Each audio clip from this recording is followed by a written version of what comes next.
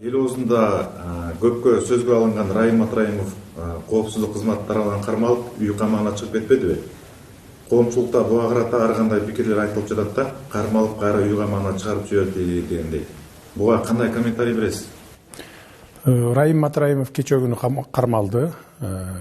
Кармалып, улуттук коопсуздук кызматына алынып келинип, ал жерден ошо тергөө органдары менен кызматташуу боюнча келишимге кол коюп, ошол сразу эле 80 миллионду төгүп, калган дагы 2 миллиардты ушул октябрдын аягына чейин төгүп бере турган милдеттенме алып, анан кийин үй камагына чыгарылды.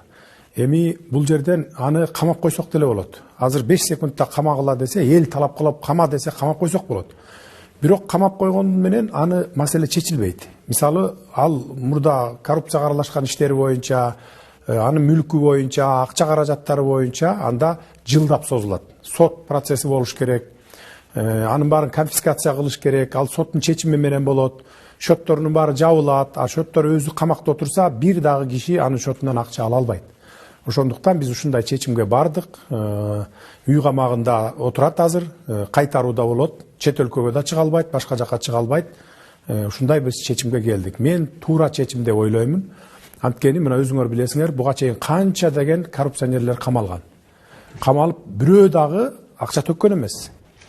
Мисалы, ошол эле Атамбаев камалды, Кулматов камалды, Сапар Исаков, Албек Ибраимов, кайманаты бар Шопур, бар камалды дагы мына бир тиын акча төккөн жок, 2 жыл, 3 жылдап жатты. Аны биз мамлекеттин эсебинен багып аттык. Күнүнө 3 маал тамак беребиз, эмеректерин беребиз, ушинтип багып атабыз бүгүнкү күнгө чейин. Райымды деле камап койсок, биз ошентип 2 жыл, 3 жыл, 5 жылдап жата беребиз. 3 күндүн ичиндеги жыйынтык мына, 3 эле күндүн ичиндеги. Эми алдыда тергөө бар да, тергөө бар, изилдешет, карайт дегендей. Анан кийин дагы жыйынтыкты чыгарабыз да дагы.